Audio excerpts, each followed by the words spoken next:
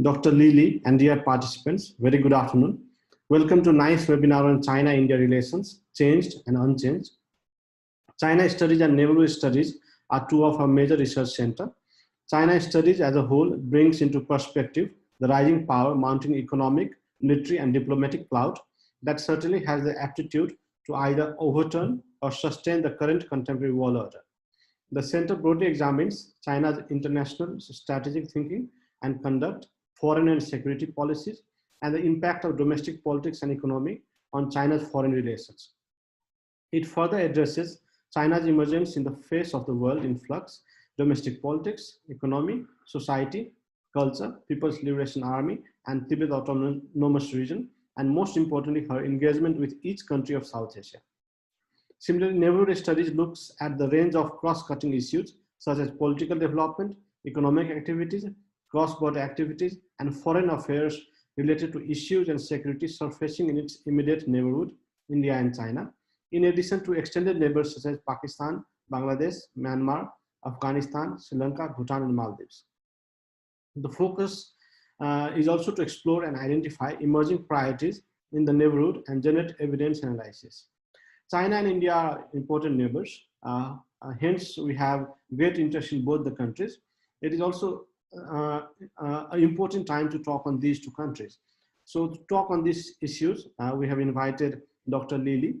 We would like to welcome Dr. Lili to our event.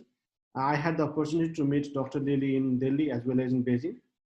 And Dr. Lili is a senior fellow and deputy director general of the Institute of International Relations at Tsinghua University and chairs the Center for South Asian Studies.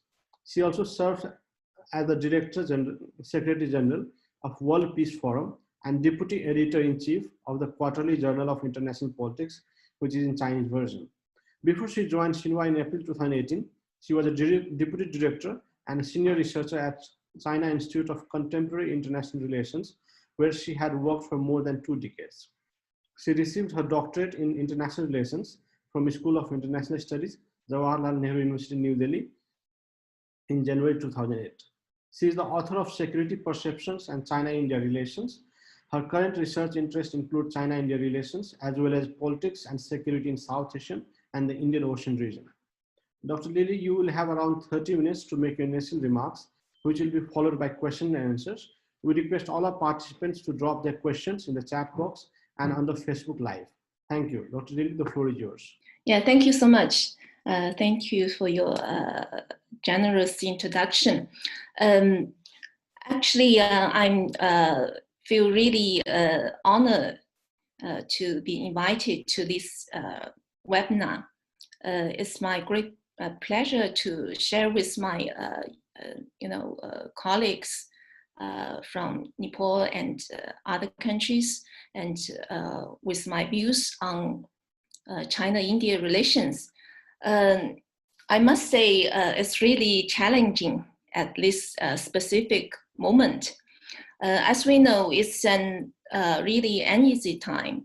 In terms of the pandemic, there's so many people are suffering around the world, students cannot join school, and for our scholars, we cannot do the field studies, and we can only share views online. And in terms of world politics, there are turbulences as far as the major powers relations are concerned.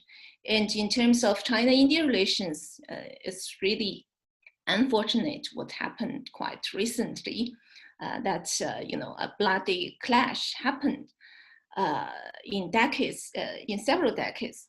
So, but again, just like Pramod, I think it is the time for us to, really communicate with each other. It is very important. And it seems to me that we are entering a new era, and we have to communicate and reach a new consensus if we want to live together in peace and development. So thanks again for Pramod and your institute for inviting me to speak on the topic. I have a PPT, so I would like to share. Just 1 second. Can you see? Can everybody see my PPT? Okay. So before I would like to share with you, go back to the past 70 years of China-India relations. In my opinion, it can be divided into 3 phases. The first one is prior to 1962, and it was generally friendly, including a short honeymoon between 1954 to 1955. Of course, since 1959, the tension started to rise, and it finally led to the unfortunate border conflict in 1962. And then after the conflict, China-India relations entered a free so-called peace period. There were almost no interactions, and the bilateral trade, almost was 0. And again, even during this cold peace period, I think China, India tried to contact with each other. There were exchanges of foreign ministers. Vajpayee visited China in 1979, and Huang Hua visited New Delhi in 1981.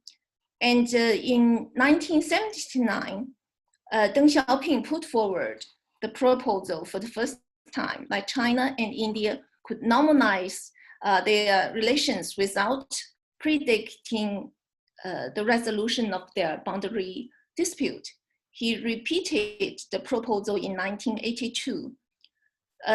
But as you know, since 1970s, China and India were actually fixed in the structure of Cold War confrontation, with China siding with the United States and Pakistan, and India siding with the Soviet Union.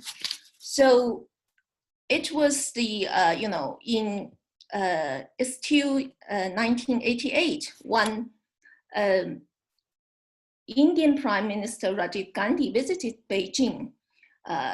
The relations entered a new phase, the third phase, that the two sides started to normalize normalize their relations and started to construct a partnership. As we all know that in 2005, the two sides committed to establish a strategic partnership. And in 2014, they decided to determine their relationship as a closer developmental partnership. So what I mean here, when we look at the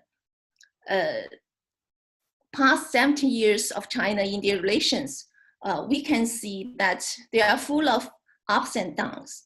But since the 21st century, China-India relations have turned,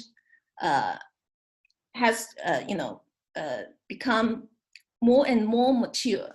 They have been walking along the route of cooperation while managing their differences. And the top leaders meet regularly, the peoples exchange broadly. And the Chinese brand, for example, the Chinese branded smartphone are popular in India. And, nowadays, Chinese people, many Chinese people know American quite well. So you can see the increasing interactions between China and India. But again, when we look at the Cold War area, we can see how much China-India relations has been or was affected by the international environment.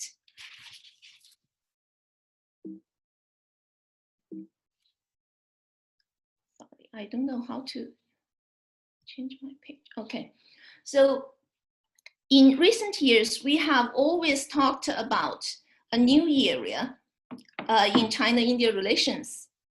In my own opinion, it reflects progress on the one hand, but it also indicates problems on the other hand.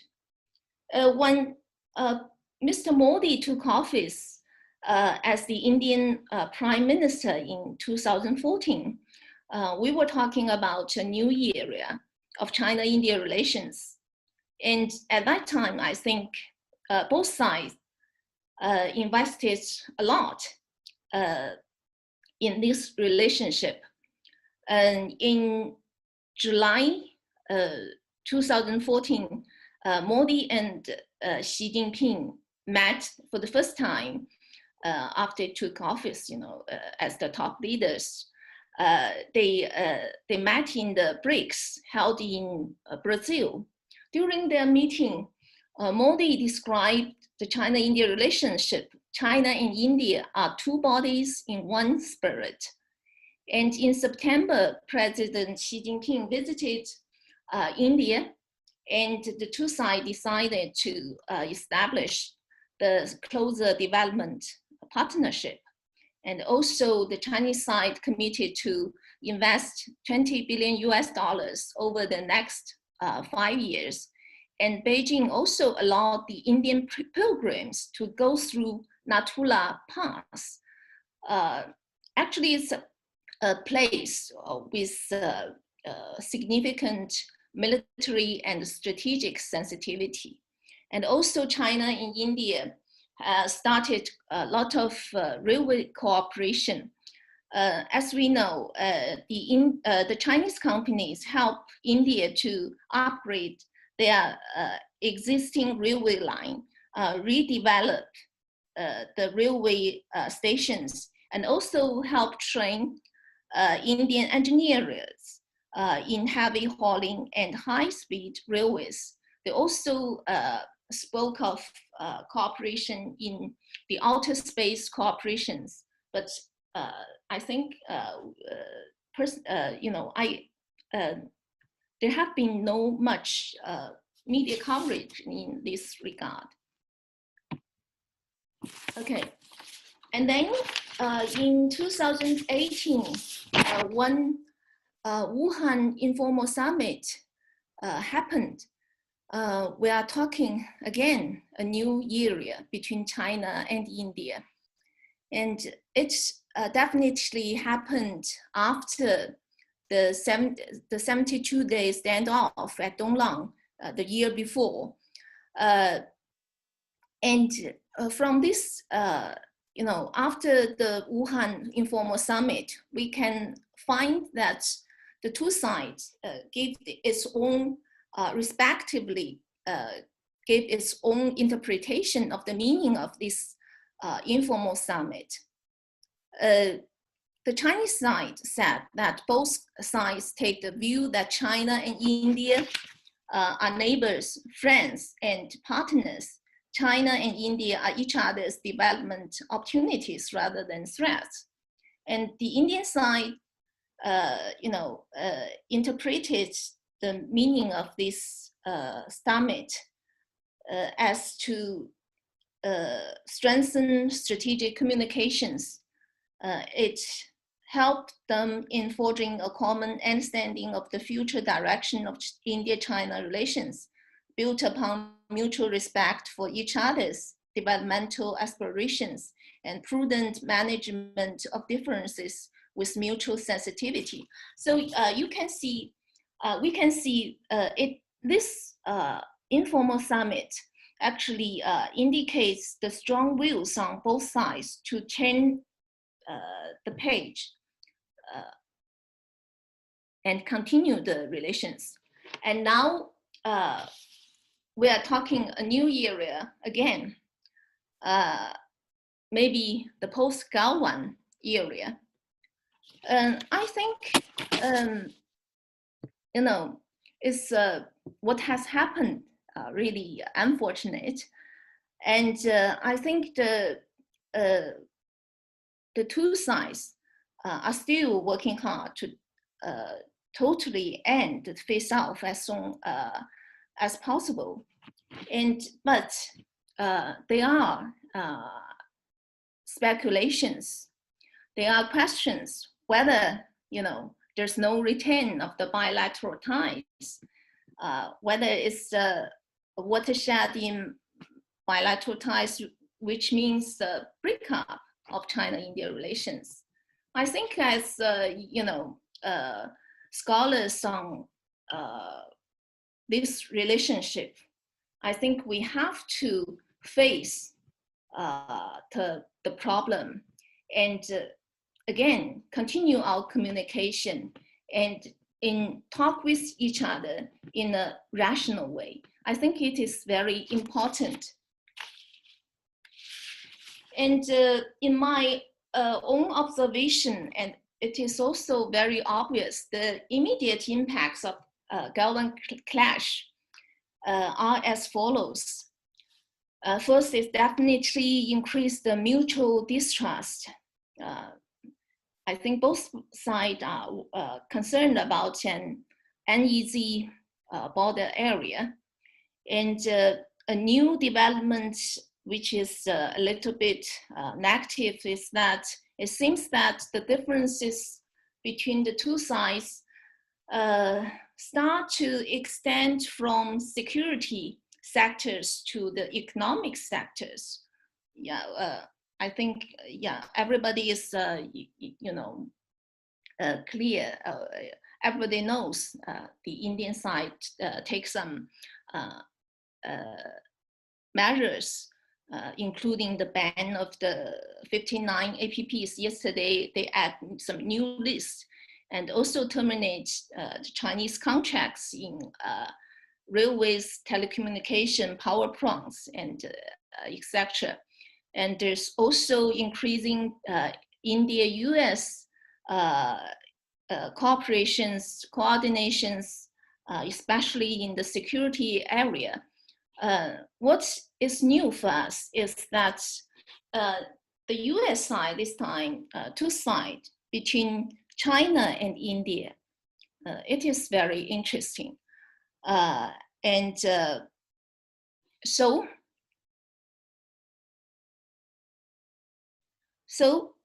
Sorry.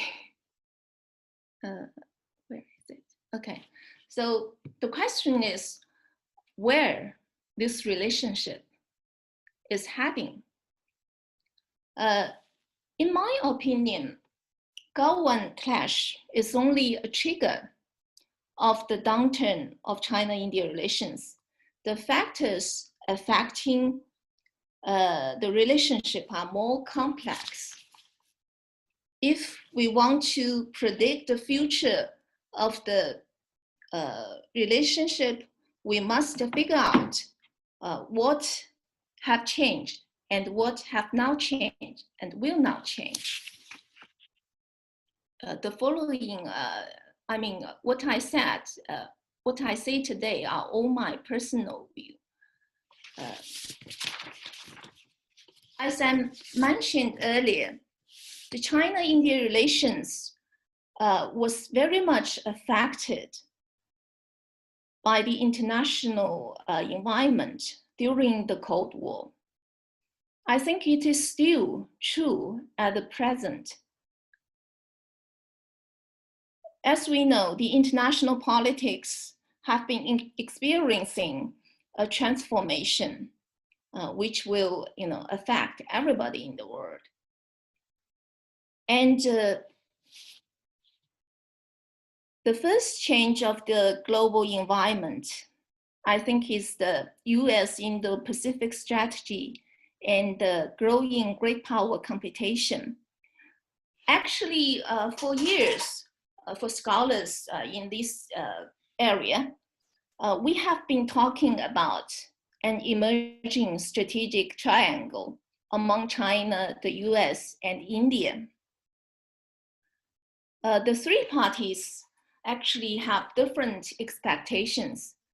As far as China is concerned, China expects a cooperative India in building the Asian age, and also China expects a cooperative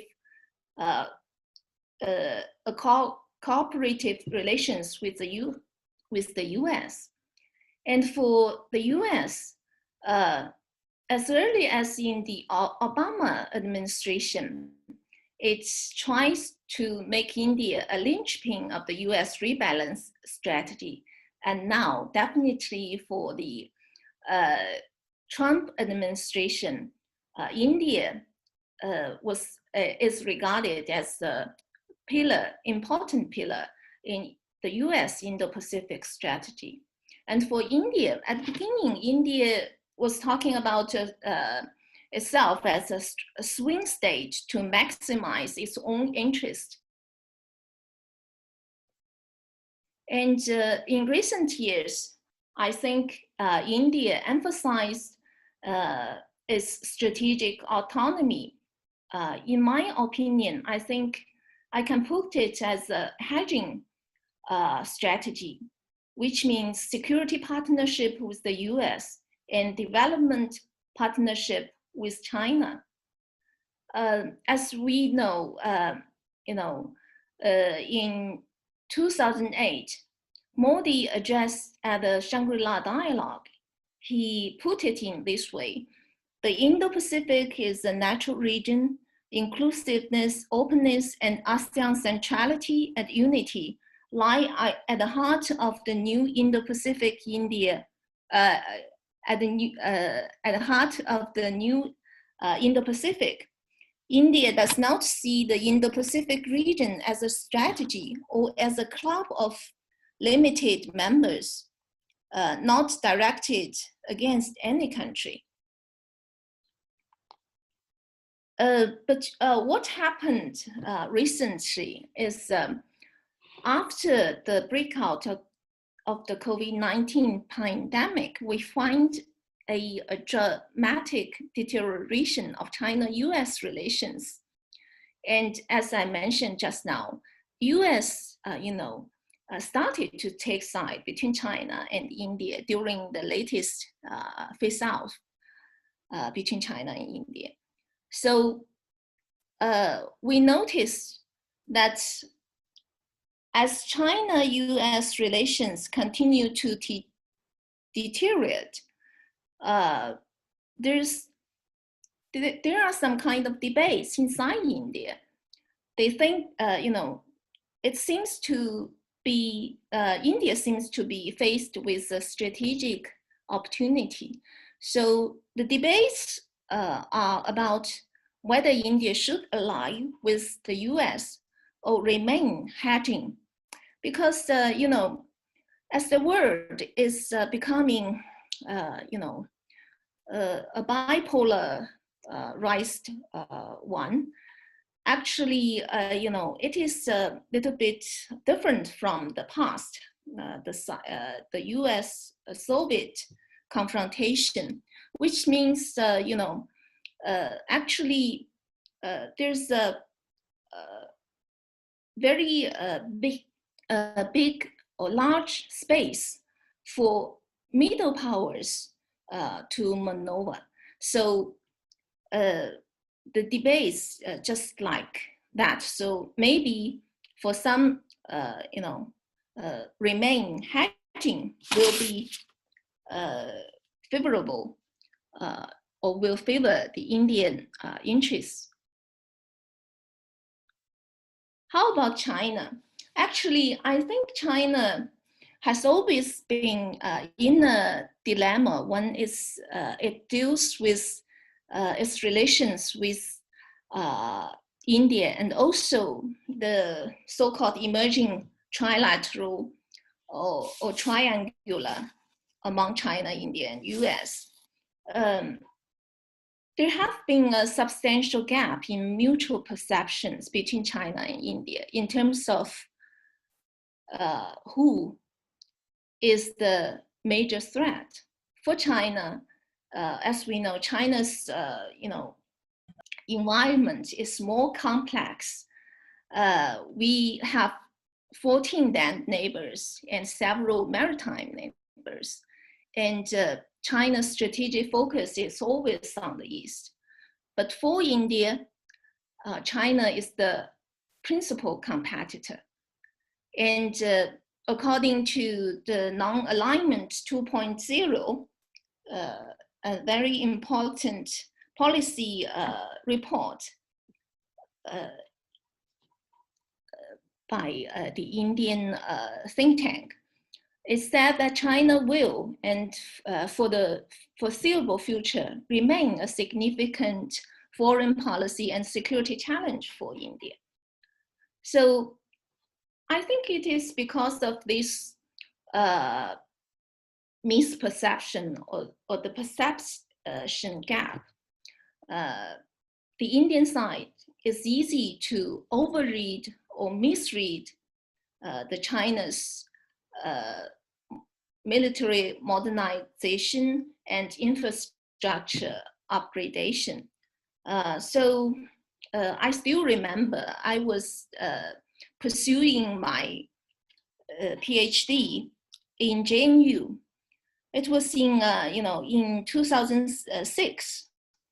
China launched its Qinghai to Tibet railway from Xining to Lhasa. There were a lot of concerns from the Indian side, but at that time, I think as a Chinese, I was really, curious about the concerns, because I think it's definitely a development about the Chinese Western part. But for India, it's read it, from the perspective of the Chinese capacity of military deployment. So I think the misunderstanding happened mainly because of the mutual misperceptions. And I find it very difficult to change this, misperception. And in the emerging triangle, I think China is in the weakest position. China can only be reactive, but just like every country in the world, there's always a bottom line.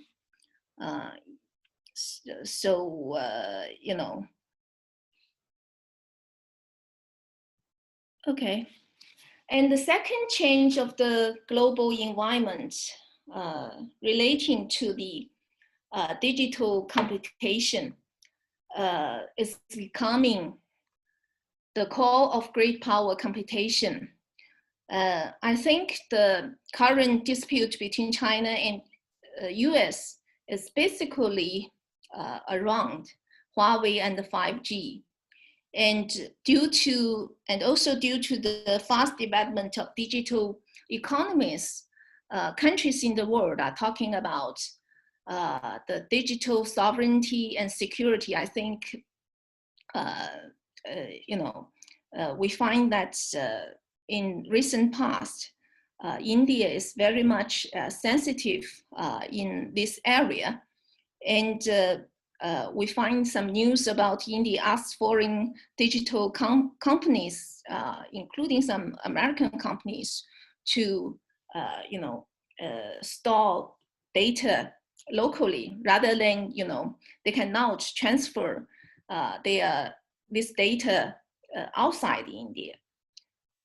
So I doubt whether this India's ban of the 59 APPs of China is because of this kind of digital, from the perspective of the digital computation. And we all know in recent years, the Chinese digital giants are increasing their investment in India. And they have very good cooperation with the Indian startups, especially. But my understanding is that It seems to us, when we talk about the digital area or digital technology, it seems to make the world more fragmented rather than interconnected. So rather than connected.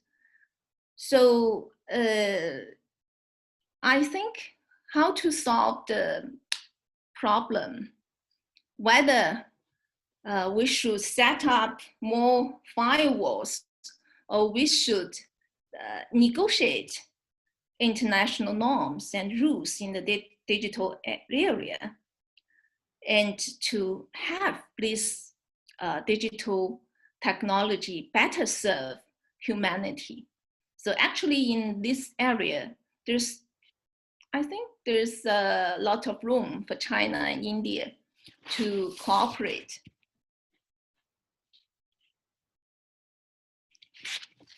And the third change of the environment, I think, is the deglobalization and the breakout of COVID-19. Deglobalization, this trend already happened before in the past several years, but the COVID-19 actually definitely reinforced this trend, and the disruption of the supply chains during the COVID-19 pandemic raised global alert to the safety and the vulnerability of supply chains. And I think after the pandemic, there will be definitely a reorganization of supply chains. And on the one hand, countries will invest more to set up their own supply chains in the key or the strategic sectors, and to maintain self-reliance.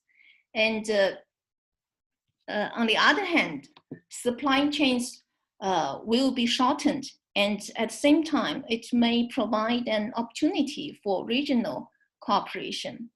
So I think this COVID-19's impacts and the deglobalization trend may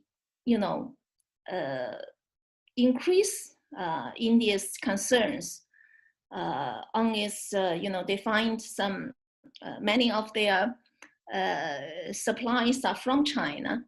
So because of the time limit, I will not go in details. You can read here. And so again, I think it's time for us to talk about it. How will the COVID-19 affect our economy as well as the world economy? So next, just 1 second. Okay. And the fourth one, I think as a Chinese scholar, I find a kind of change of the Indian domestic politics.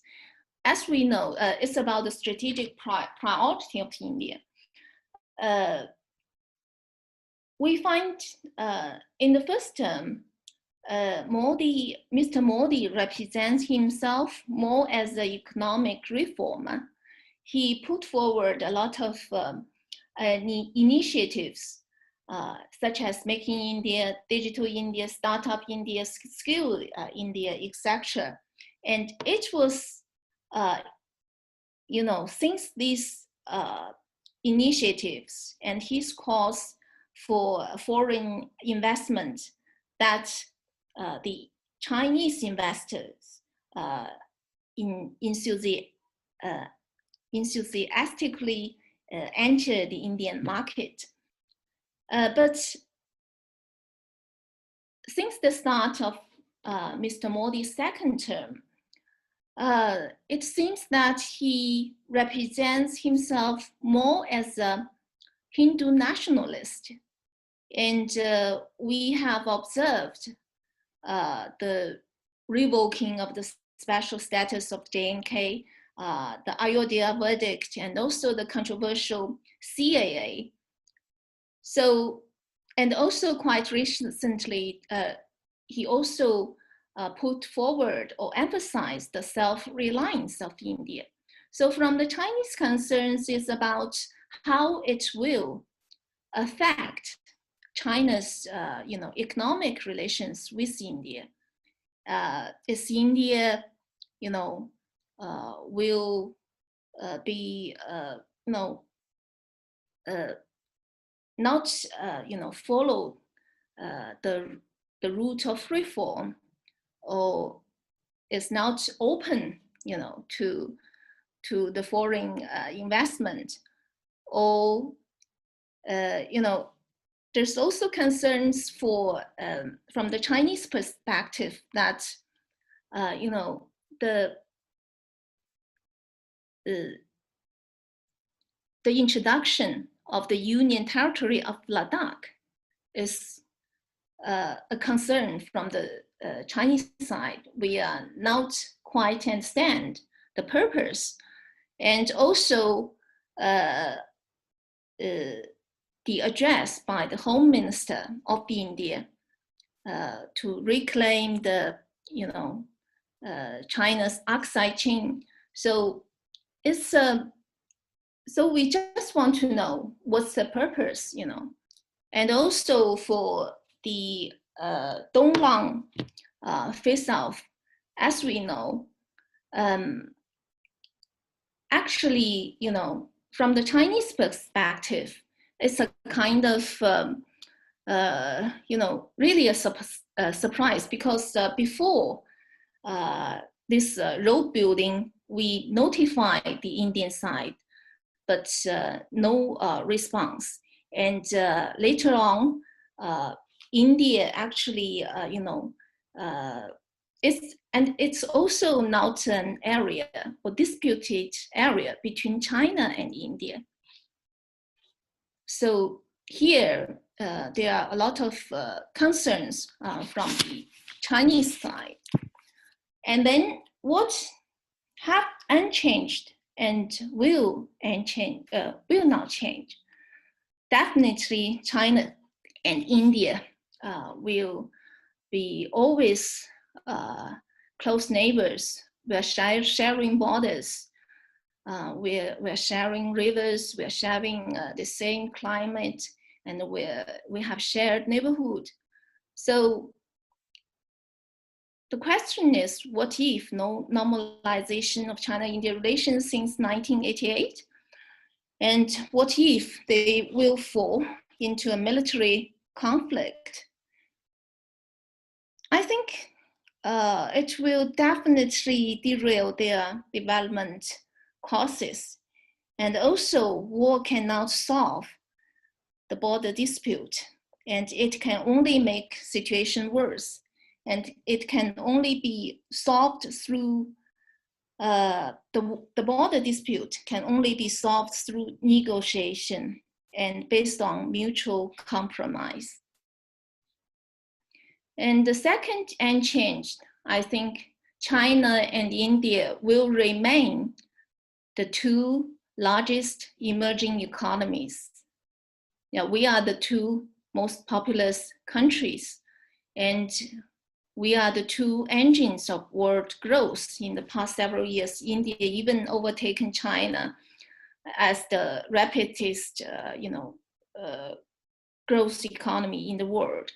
And due to our shared emerging economies identity, we share common interests in global economic governance, and we cooperated well in BRICS, AIIB, and G20. I think in future, we will continue to cooperate in this multilateral fora. And next, unchanged, I think both China and India will always, have the priority, the domestic focus as their priority. On the one hand, development is the key to each nation's rejuvenation. As far as the COVID-19 is concerned, it has some negative impacts on poverty alleviation. According to the World Bank's International Poverty Line, the number of people in extreme poverty fell from 1.9 billion in 1990 to 736 million in 2015. In this process, both China and India have made great contributions. China has the poverty people, the number of poverty people have fallen from 750 million in 1990 to 10 million in 2015. And for India, from 2005 to 2015, 270 million Indians were pulled out of poverty. But the spread of coronavirus may push 100 million people into extreme poverty. So I think the challenge for China and India to to help their people to maintain the trend of development, I think is still very they are facing challenges in this regard. And on the other hand, as we know, as the two great Oriental nations in the world, China and India are sensitive to sovereignty, territory, and unity. In spite of strong leaders, I don't think they are ready to make substantive concessions in the border talks.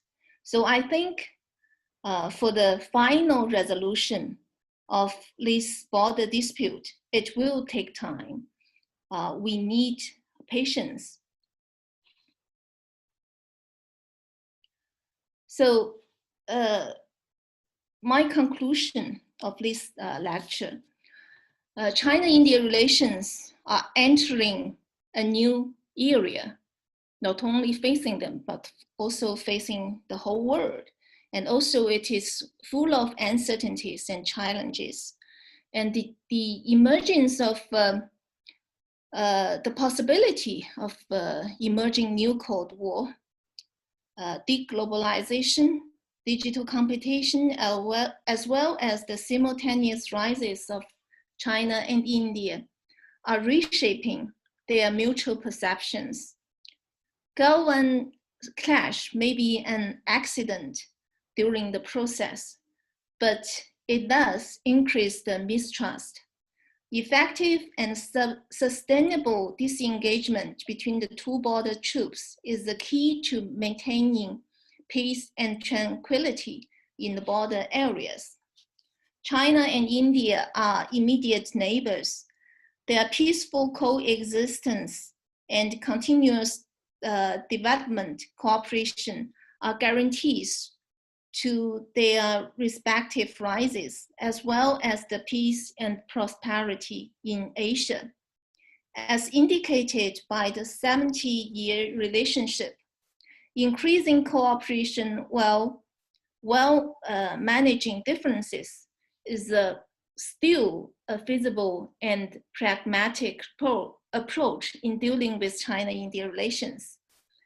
And finally, an integrated world is in favor of China, in favor of the development of China and India. China and India should make joint efforts to promote international cooperation rather than decouple from each other. Yeah, thank you so much. I just stop here. I welcome your comment, criticism, and questions. Thank you. Thank you, Dr. Lily. It was an interesting presentation, and we have got lots of questions. Many are on the Facebook because we didn't allow people whom we do not know personally to join the Zoom room. So let me start with the first two questions. I'll come with the question in a set of two. What further diplomatic steps do you suggest both India and China to take that will help create peace and lessen the prevailing trust deficit in Sino-Indian relations? That is one. Second is, are China-India relations at the lowest point right now? Is Galwan a watershed moment in India-China relations? Sorry, the second question I didn't catch. Are India-China relations at the lowest point right now? Okay. Is Galwan a watershed moment in India-China relations? Thank you for the questions. Very good questions. I think for the first question, I think both China and India are already taking, effective measures. They have, talked. I mean, they use the existing mechanisms, bilateral mechanism, to talk with each other, including the talks between the special representatives, between the foreign ministers, we have the working mechanisms of cooperation and consultation, and also the two militaries.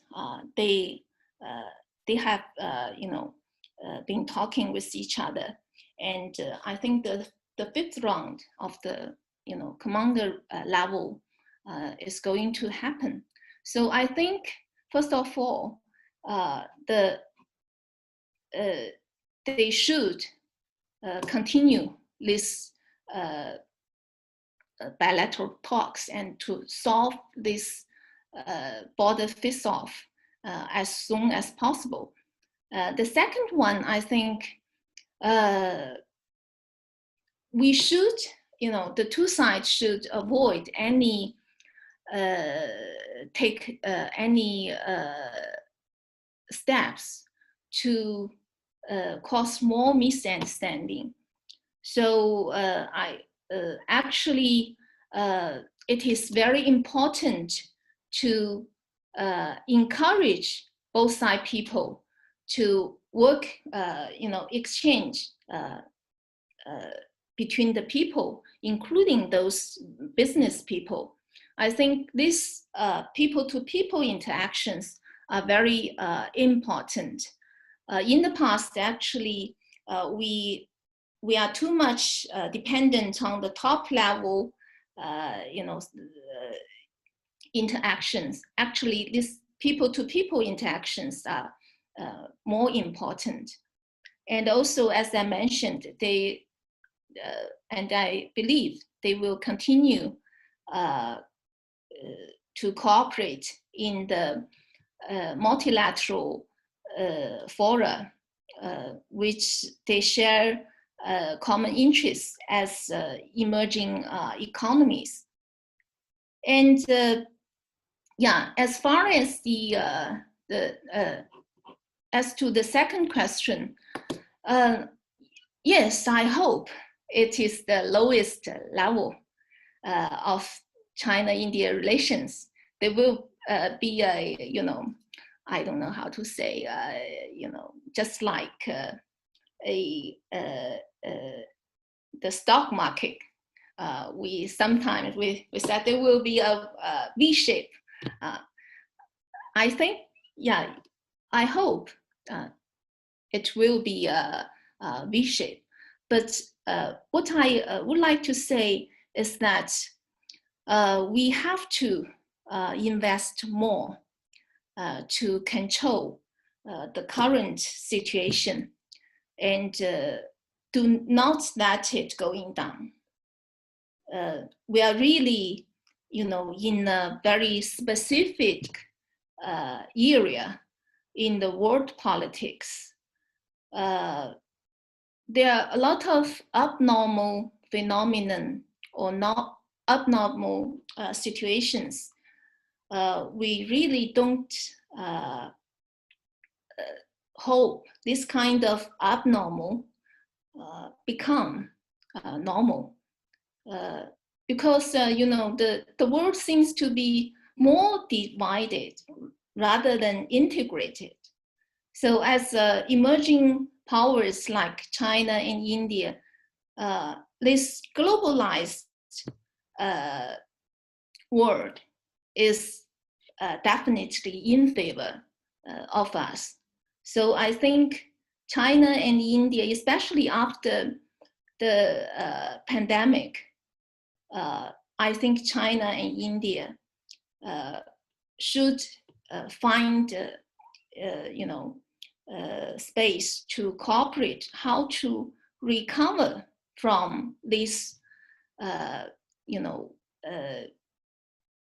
the impacts of by the COVID-19, how to recover our economy, right?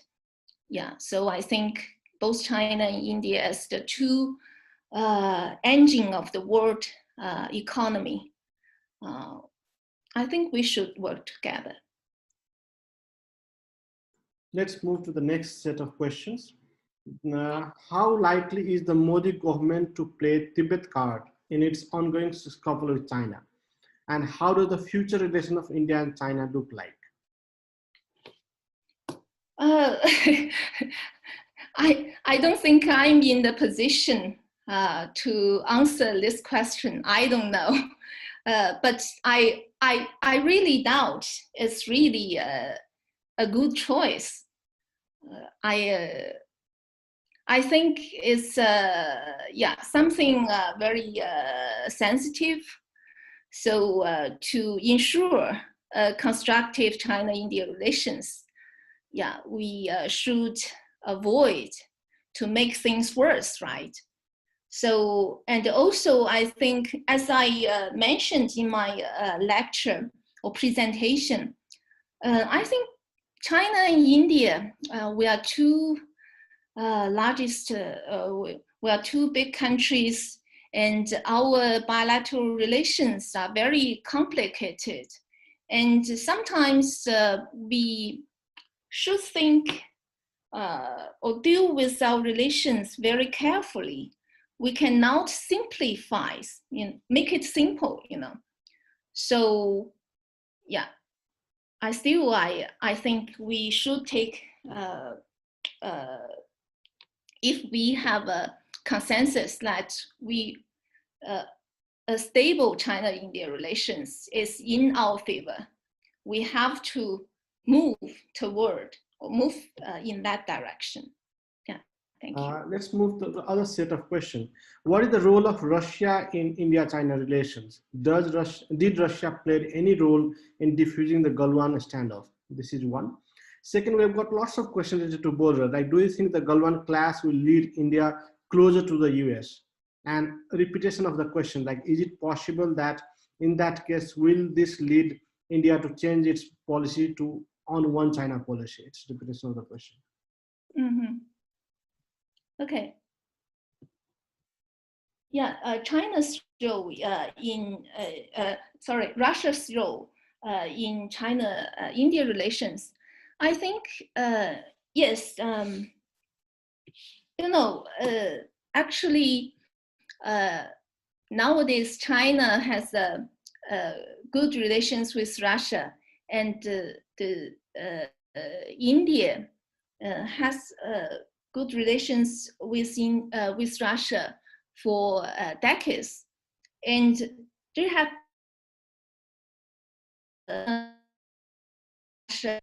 India trilateral dialogues. And also, we noticed that after the Galwan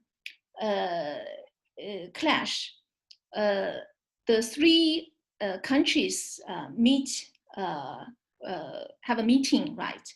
So I think definitely Russia can play a positive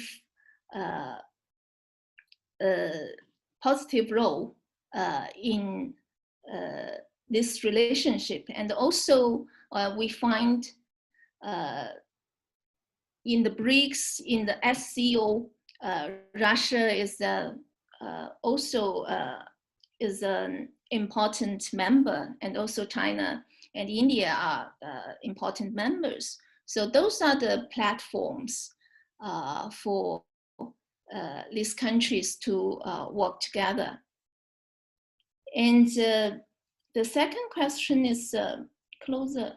Okay, after Galwan, actually, I think, as I mentioned, there have been discussions or speculations about the triangular relationship among China, US, and India. And for India, it's already, it's because of the unresolved border dispute. The India-US security cooperation have increased quite a lot in the past, I think, more than 1 decade. So the point is, after the Galwan clash, whether India, because in the past, in the security area, India definitely is close to the US, but in the developmental area, China and India, we have a lot of common interests, and we try to build up a development partnership. The question is whether India wants to, decouple. I have no answer.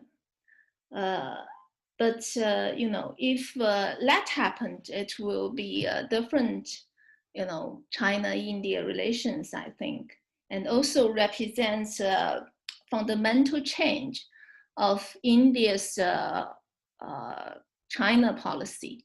So I don't know. I'm not in a position to speak on behalf of India. It's only, my analysis on, it's an analysis as a scholar. And yeah, on whether India will change its one China policy, yeah, again, I think just like Tibet, yeah, I think sometimes I don't think it depends on what kind of China-India relations we really want.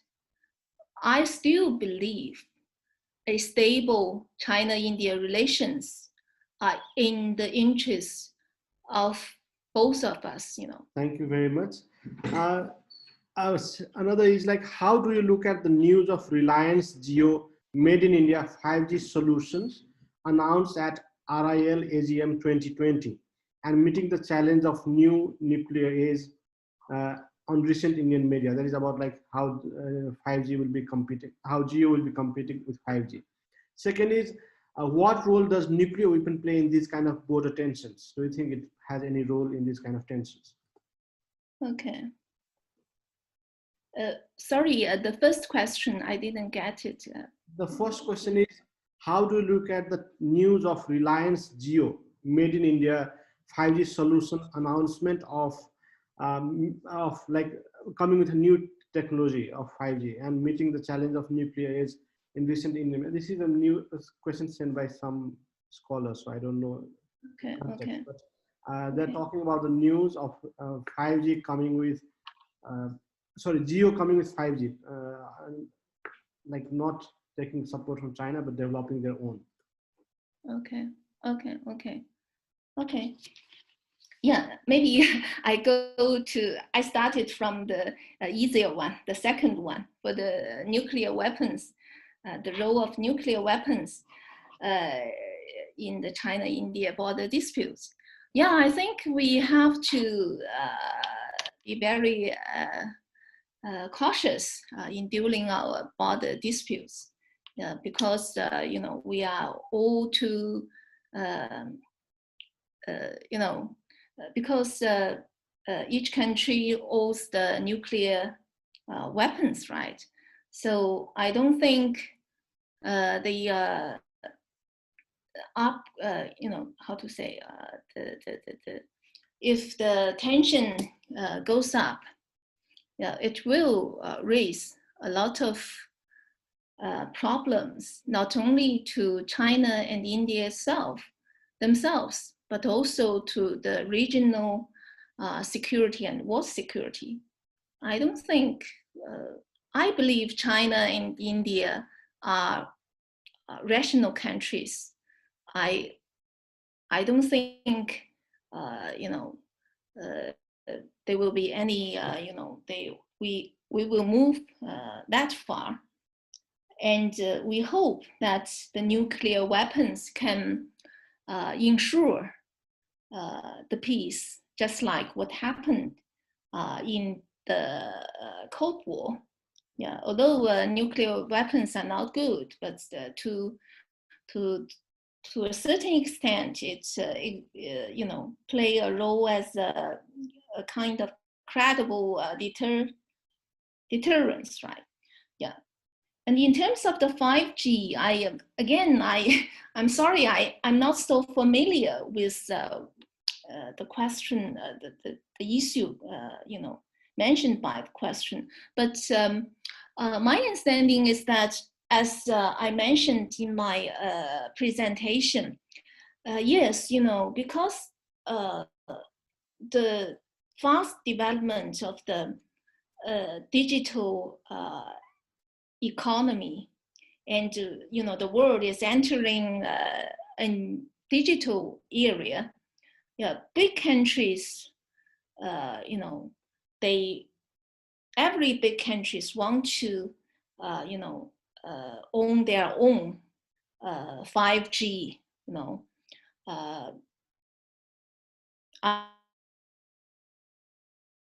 they're dominated by other countries. And also there's a, you know, great competition between major powers to have, you know, in this regard.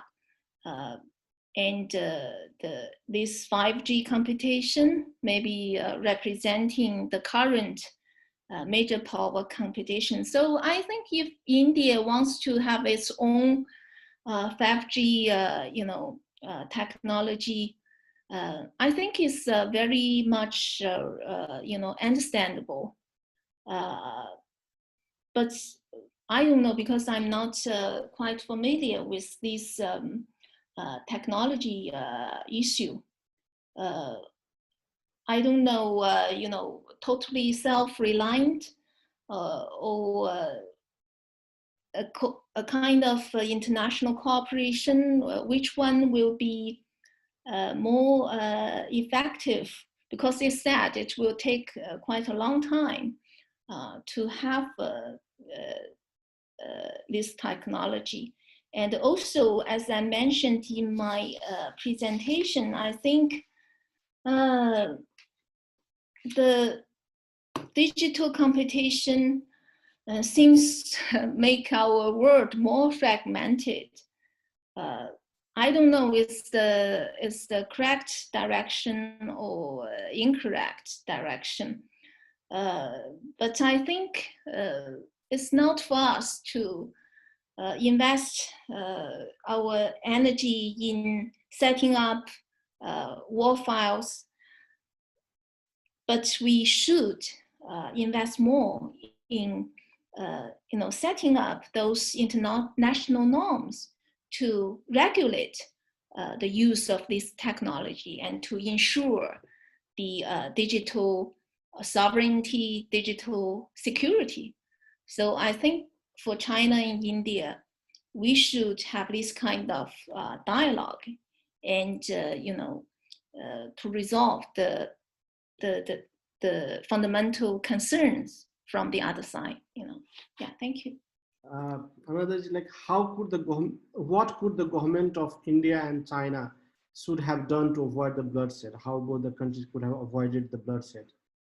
Second is, how does China perceive India as a member of Quad, which includes other members like US, Japan, and Australia?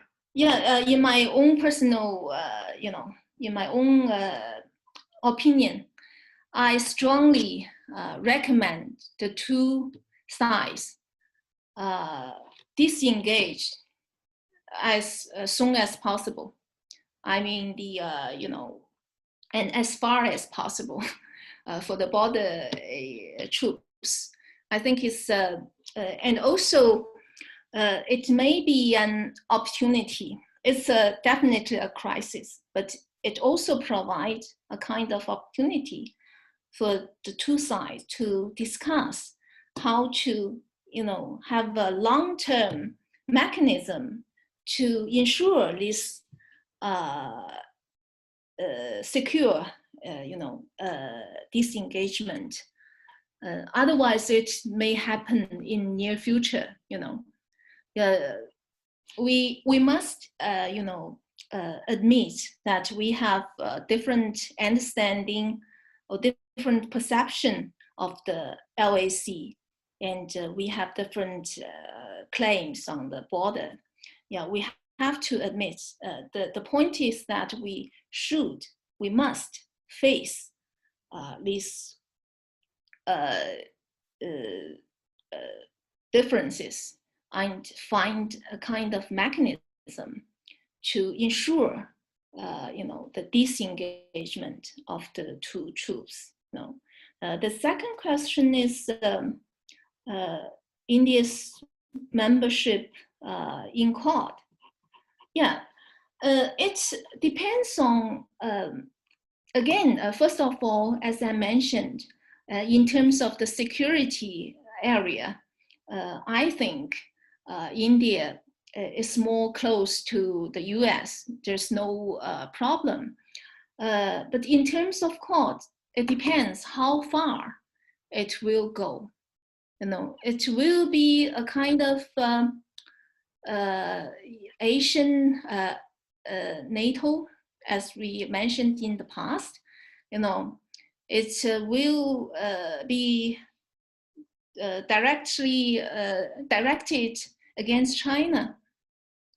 So last is the question. It depends on how far it will go. What is the its intentions? If it's just want to ensure the peace or the stability in the region, it's okay. But if it's just want to contain China or direct it against China, yeah, I think China will be definitely have concerns. Next question is also very interesting. Like, how important is South Asia for China?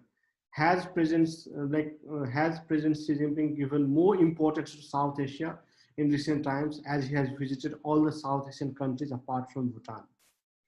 Second is, the rise of Sino-US competition will have significant impact on South Asian regional order.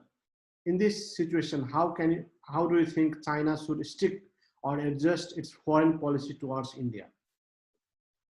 Okay, impact on regional order in South Asia.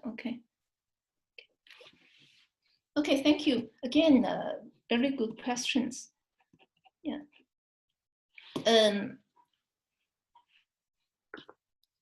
Definitely, I think in the recent past, China attached more and more significance to South Asia.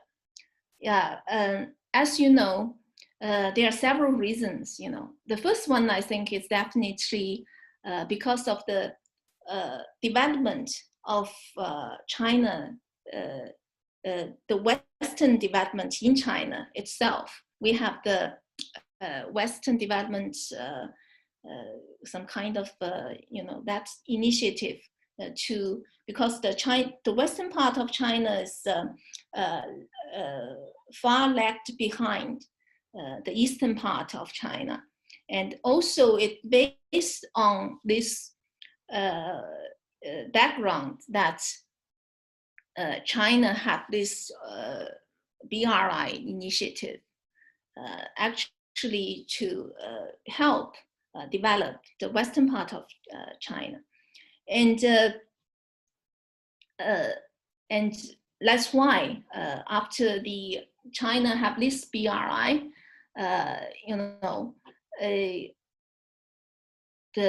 we have a lot of, I think the South Asia is an important destination for this BRI.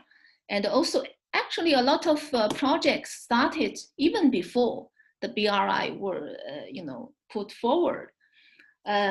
So you can see that's why President Xi paid this visit. Again, the second reason why South Asia is significance became increased in China's foreign policy. It is because of the rise of India, definitely. From the Chinese side, India, we used to be talking about 4 pillars of China's foreign policy. Our great power, neighboring countries, developing countries, and what else? The international forum, something like that. So actually, India matters in all these 4 pillars. So China really wants to have a stable and also a cooperations with India. So I think this may be the basic, and another reason is definitely China shares borders with 5 nations of the South Asian countries. We cannot ignore that. When China, was less developed, it doesn't have this, capability to reach South Asia. I mean, South Asia is so far away. But when we build roads, build the connections, the connectivities, we will think actually we can, have more exchanges with people in South Asia. And the second question, Sino-US competition, its impact on the regional order in South Asia. Yeah, how will the Sino-US competition, how will it impact the regional order in South Asia? I don't think, how to say, if we just look at Sino-US relations, in terms of South Asia, the China-US relations definitely changed quite a lot. As we know, in the past, South Asia is definitely an area for China and US to cooperate. As I mentioned, during the Cold War, actually China, India on the opposite side. China and the South US are, in the same camp. And even after the Cold War, the end of Cold War,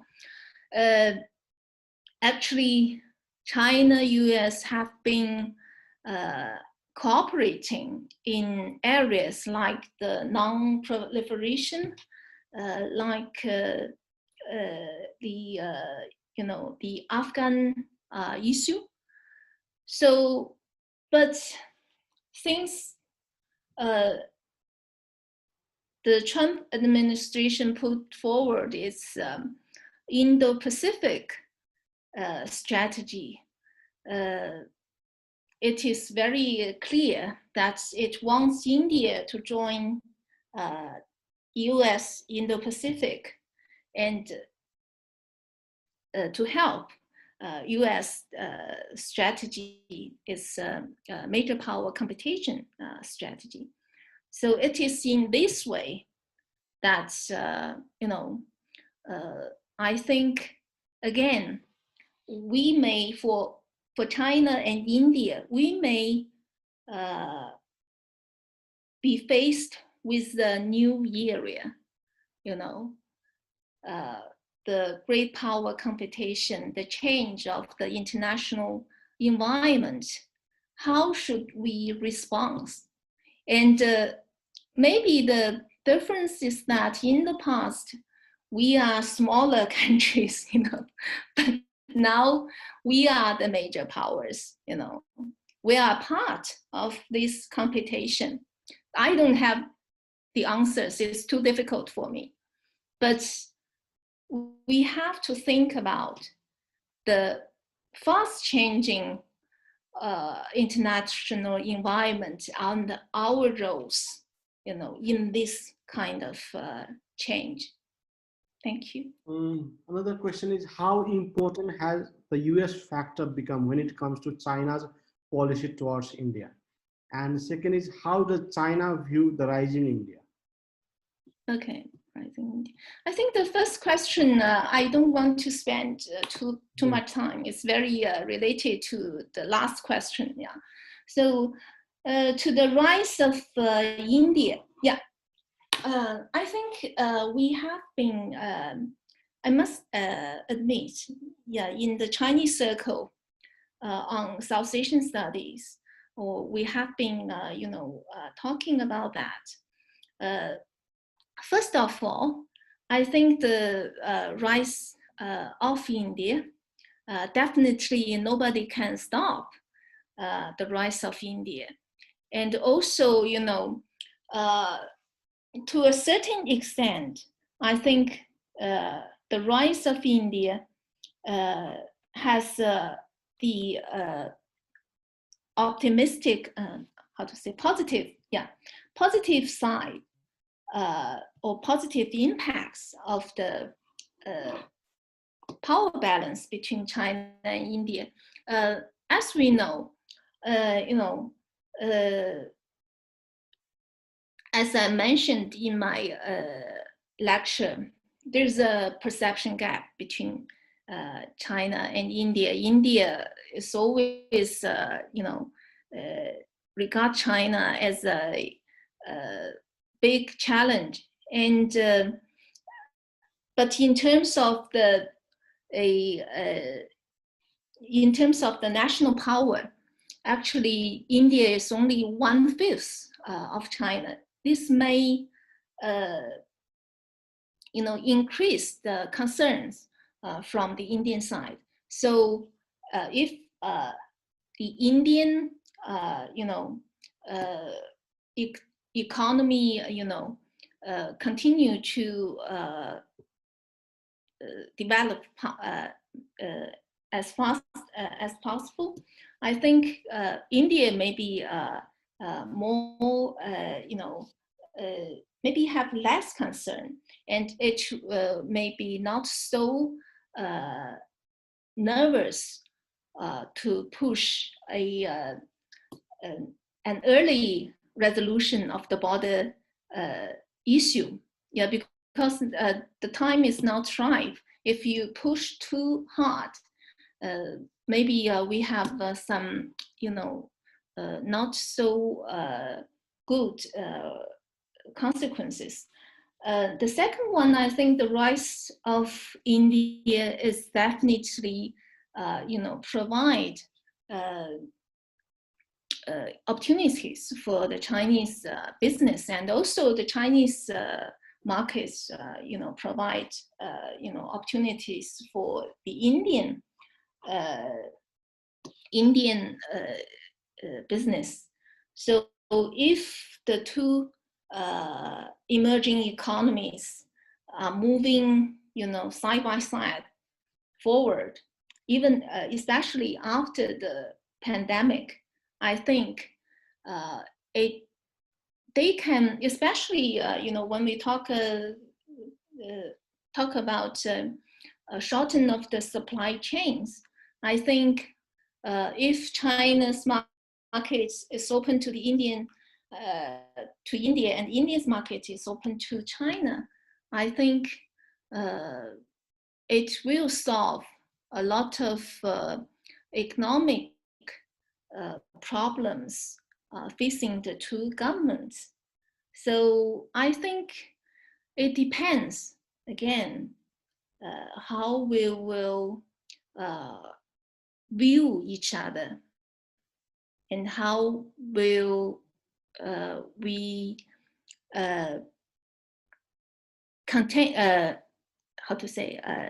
well manage our border dispute and keep it under control. Thank you. The next question is, like, Indians has often talked about the Chinese trying to encircle India by opening a strategic bases in Burma and Pakistan. What do you think about that? Second is, what is the reason behind the tension between India and China? Does China want to warn India not to approach US? Pardon me, the second one. I didn't follow. What is the reason behind the tension between India and China? Does China want to warn India not to approach the United States? Okay. The first one, I don't think anyone can encircle. I don't think China can encircle India, or China will encircle India for what, As I mentioned, for China, unfortunately, China has so many neighbors, and its neighborhood is so complicated. And the Chinese, if you look at China, the developed regions, or the most of the people actually are located in the eastern part of China. So, and the China's strategic focus is always in the east. So I don't think China, really, or has the capacity to invest so heavily in its southwestern part. And second, I don't think China has a base in Myanmar or Pakistan. I don't think so. So I don't think, this is the fact. For the second question, why this tension happened, whether China, it is because China does not want India to be so friendly with the US. The point is that, according to my understanding, the tension happened, it's, especially this bloody clash, is really sad. We should have avoided, we have the capacity to, we should have been able to avoid it. But the India's, security cooperation with the US, of course, China has this kind of concern. But I think the border dispute is, again, much more related how we, manage it. If we, I think if we have more effective mechanism to keep this disengagement of the border troops, I think that will ensure or avoid future this kind of face-off. So I think it's to manage the border dispute. I think it's mainly for China and India to invest more and talk with each other between ourselves. Thank you. We are running out of time, so we are trying to club more questions now. Let me club 3 questions. What kind of role does Bhutan play in the context of China-India relations? The role of Bhutan. Second is, India sees the BRI as a strategic initiative rather than economic. So how does China see India's objection to BRI? Mm-hmm. Third is, what is the future of BRI in post-COVID-19 world? Good questions. Yeah. Okay. Yeah, the first one, Bhutan's role in China-India relations. Yes, actually, I think it's very unfortunate for China and India. We cannot solve our bilateral border dispute. Yeah. Otherwise, Bhutan, will be a place where China and India, we can, cooperate with each other and help this country to have to be more, developed. I think, sometimes, we cannot hear the voice of Bhutan. I don't know. I think maybe sometimes if we be open to each other, sometimes, but it's I don't know. It's very difficult because India, insists India has special relations with Bhutan. So even China and Bhutan can reach a consensus or a agreement in terms of their border disputes. It cannot be, be signed. So that's the fact we are facing us. The second one, BRI strategic, okay, it's not, I would like to put in this way. At the beginning, I think the BRI definitely an economic initiative. But personally, I must say it really has some kind of strategic consequences. So I noticed that after many Chinese investments, for example, in South Asia, more Chinese investments in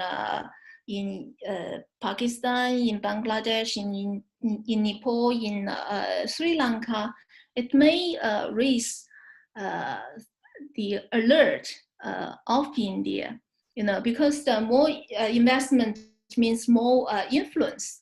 Yeah, so if we look at from the perspective of balance of power, it will definitely be some kind of strategic consequences.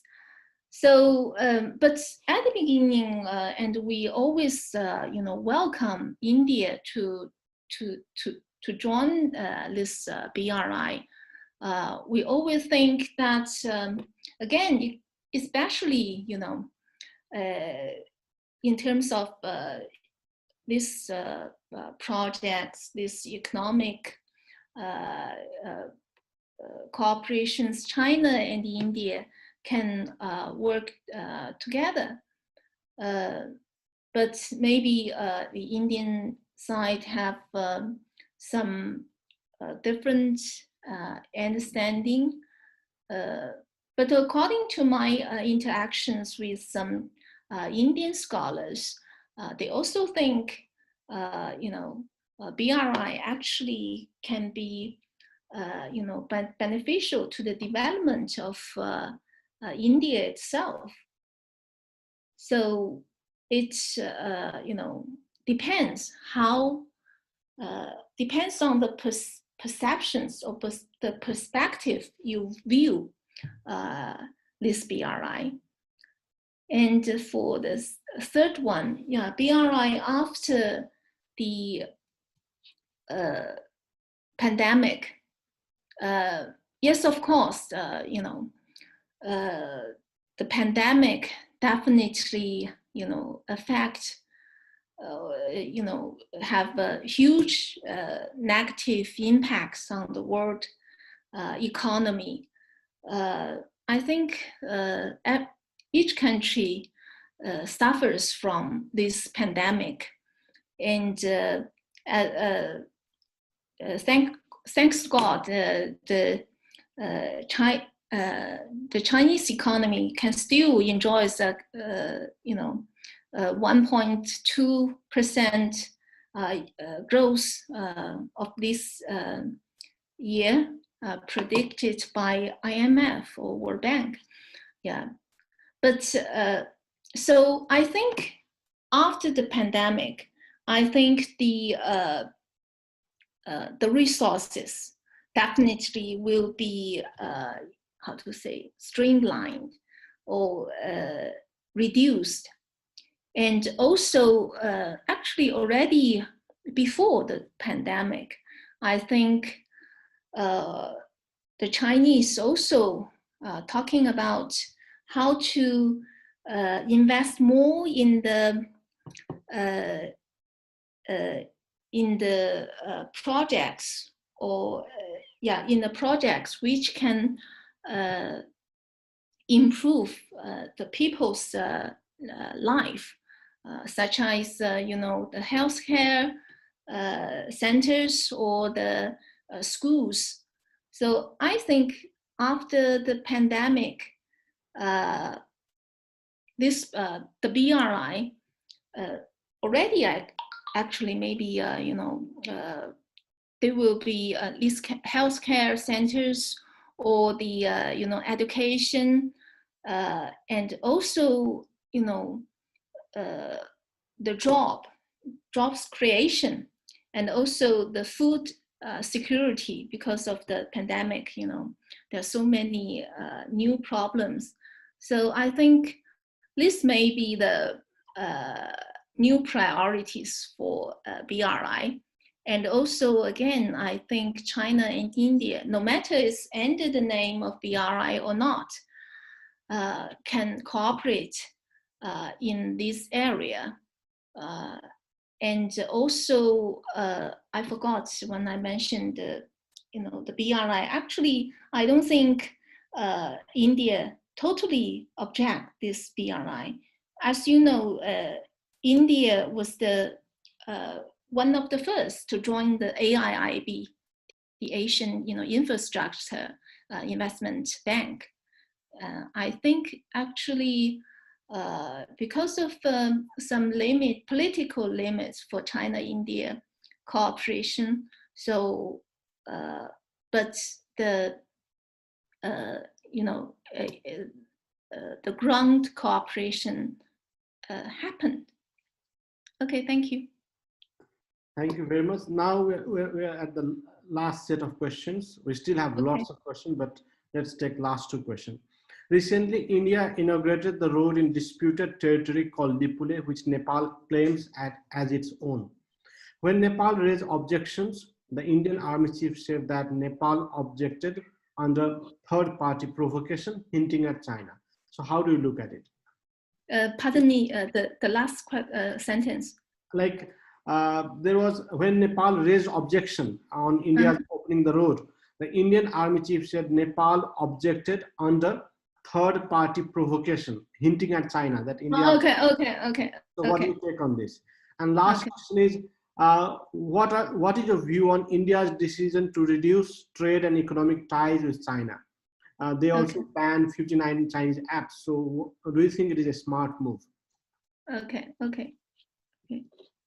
Yeah. Yeah, it's very unfortunate. I think countries, in Asia, we have this legacy of the colonial area. We are still suffering from these legacies. I really think we should work hard and to maintain to maintain this dispute under control, and for no matter for China and India or for Nepal and India, we should talk with each other, and we must believe that war will not work. It only make things worse. We can only talk with each other and have it solved through negotiation. Before it's finally resolved, we should keep it under control and well manage it, and it should not affect our cooperation in other areas. So it is related to the second question. Personally, I really hope that India's reduce or economic links with China, or the ban of the APPs, is trying to force China to give concessions, in the border. And when we find a way to solve this issue, it will, the economic relations will resume. But the question is whether it can be resumed, or whether the things will go as usual, because the message already sent to the business community. Yeah, many Chinese, they are many of them are the private sectors in China, and they are very enthusiastic in investing in India. But the message recently seems to them that they are not welcome in India. So others who are planning to invest in India, they will think twice. And also, I think for other countries, those investors, I don't know what kind of this impact on them. So I really hope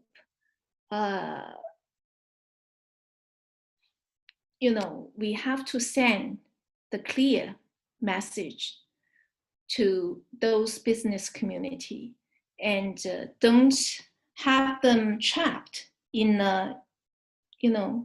some security or border disputes.